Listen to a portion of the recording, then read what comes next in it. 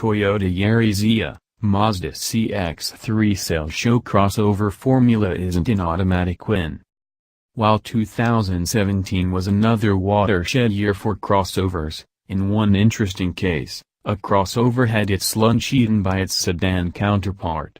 In the past year, Toyota sold nearly 36,000 Yaris, a sedan that is identical to the foreign market Mazda 2 in everything but Toyota's ugly front bumper. In the same time frame, Mazda sold just over 16,000 CX-3s, a subcompact crossover based on the Mazda 2. Not only that, but the Yaris saw an increase of around 8,000 units over 2016, and the CX-3 sold about 2,000 fewer units than in 2016. There are a few reasons this is surprising.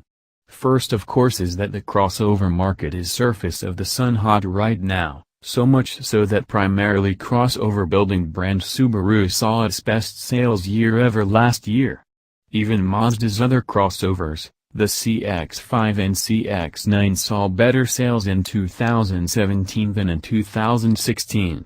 But on paper, the CX-3 has a number of advantages compared to the Yaris.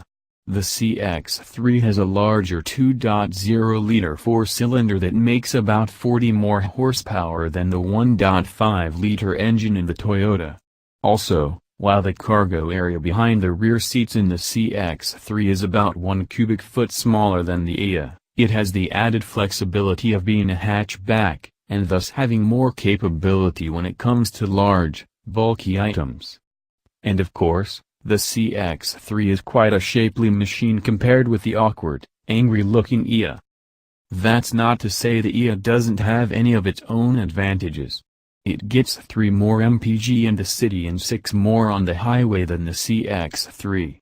It also costs roughly $3,000 to $4,000 less than a CX-3 and can be found at more dealers than the Mazda. But it's still surprising that a car, especially a sedan, can outsell a mechanically very similar crossover. Apparently the formula of adding more ground clearance and plastic fenders isn't foolproof. Then again, maybe it's not such a big deal to Mazda, since the CX-3's total sales were just over a tenth that of the Mazda CX-5.